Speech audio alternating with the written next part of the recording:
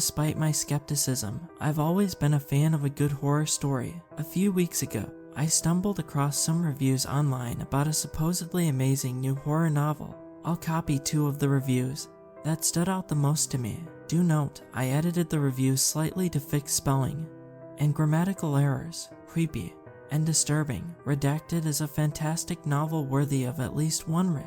It explores the psyche of the human mind and our approach to things we find creepy and supernatural. The author did a fantastic job setting up a story and tearing apart the mind to explore our deepest, darkest fears. I won't spoil too much, but I highly recommend purchasing this book before it's too late. Too late? Why would it be too late? Even if it sells out in a few months, second-hand copies will show up all over the place. There's never a perfect time to read a book. As for the second review, do not touch this book. Stay as far away from it as possible. If it's in a library or store near you, my best advice is to move. Find a new place to stay, or better yet, burn down the location. Either get as far away from it as possible, or destroy it as soon as possible. This book is demonic. It is pure evil, and should not even be acknowledged. May our Father forgive us. Now, I didn't know exactly why this review stood out so much to me at the time. After all, it's probably just the ravings of another religious fanatic, right? Perhaps if I was that bit smarter, perhaps if I was slightly less skeptical, I wouldn't have brushed it off like that. But that's what I did. So, being a fan of good horror, I decided to purchase the book. It took rather a while to get delivered, to the point I had almost forgotten about it. The day it did arrive was a strange one. An unmarked black van pulled into my driveway. Now, while I'm skeptic of supernatural dangers, I'm all too aware about the ones that the real world presents. A man in a black suit and hat stepped out of the van and approached my gate. I quickly grabbed my phone and went to dial 911. Something stopped me in my tracks though. He called out my full name. How would he know that? His next comment quickly answered that. He had a delivery for me. He held up a black book with white words engraved near the top.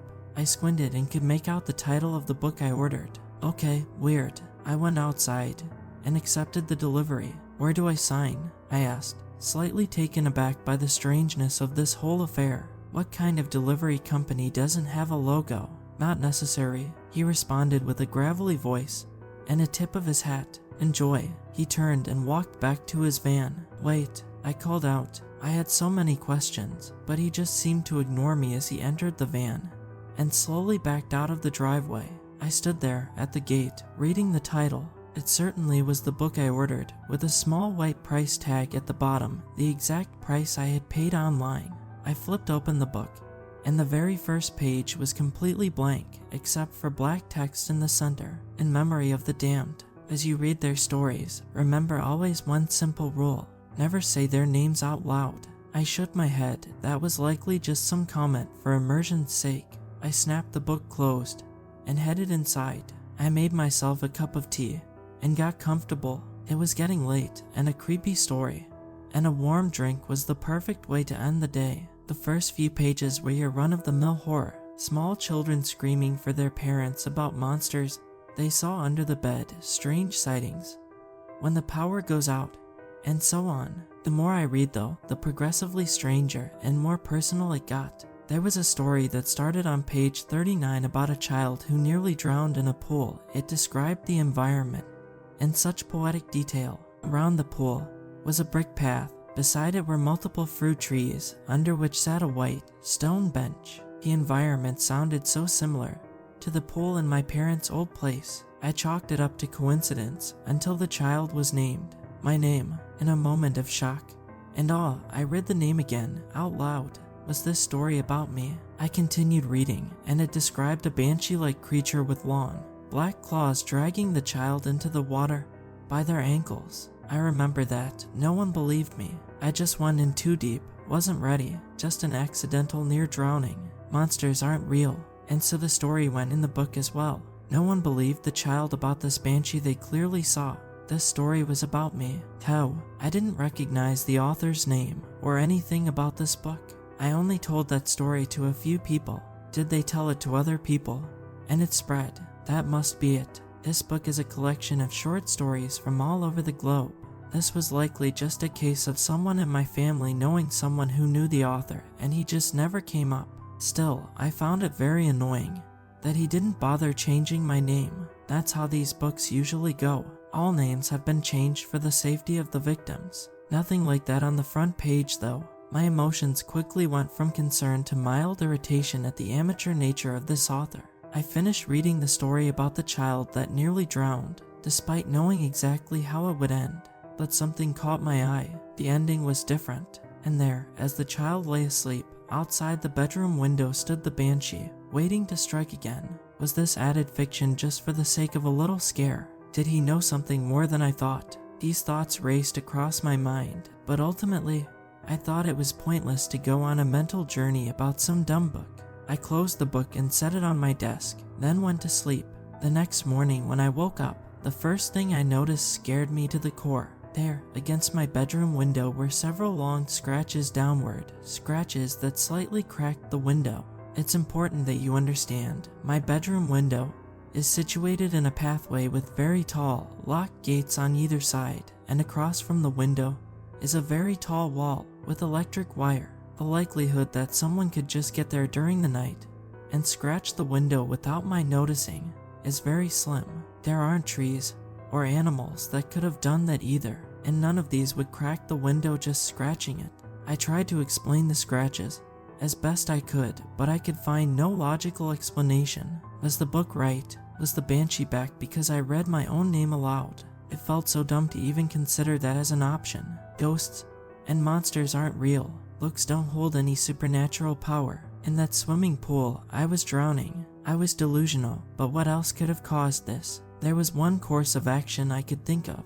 In the case that this was some supernatural force at work, I grabbed the book and went to the grill outside. I dropped it inside and set it alight, watching as the fire slowly consumed it, the paper coiling in on itself and turning to ash with each passing second. I stared at the fire as it burned for nearly half an hour and slowly burned out. When that was all done, I went on a walk to clear my mind. I tried to answer any questions I had about this whole ordeal on the walk. I couldn't. Some of it just didn't make any sense. When I finally returned home, I went to my study with the intent to get back to work.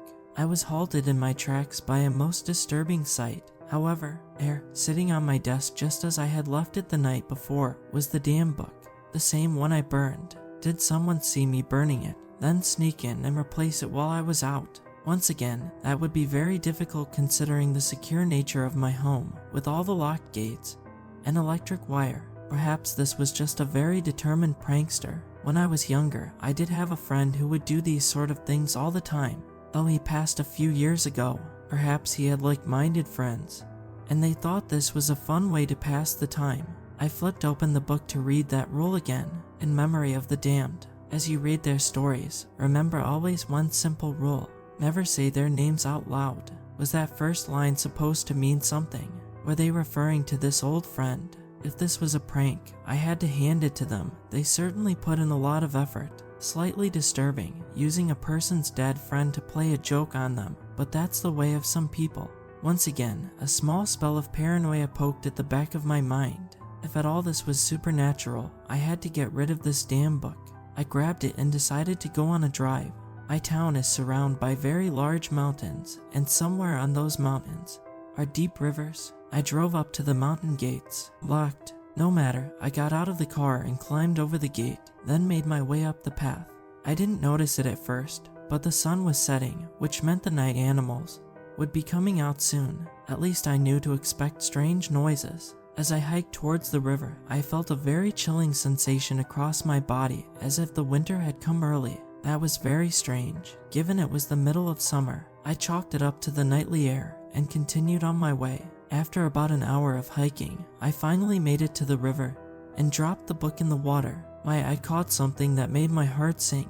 As the book touched the water, something swam underneath it, something that looked human. At this time of day, there's almost no one around, unless so anyone swimming. I tried to make my way back to the car as quickly as possible, trying to ignore what I saw. There was no logical explanation outside of the supernatural, none that I could come up with anyway, and I did not want to accept the latter. The drive home was unnerving, to say the least. My mind stuck on that one moment. What was under that book? Was it just some random person swimming? Was it something else? I couldn't sleep that night. I tried and failed. The tapping on my window kept me awake, but I dared not look to confirm my suspicions. I kept my back to the window all night. Once the sun started rising and casting light into my room, the tapping stopped. I got up and immediately went to my study. I didn't look inside. I just closed and locked the door. I didn't have to look. I know that book is on my desk. Each night it's the same thing. The tapping on my window is steady. I've gotten used to it. Ironically, it helps me fall asleep now. I'm not going to look. I know what's outside.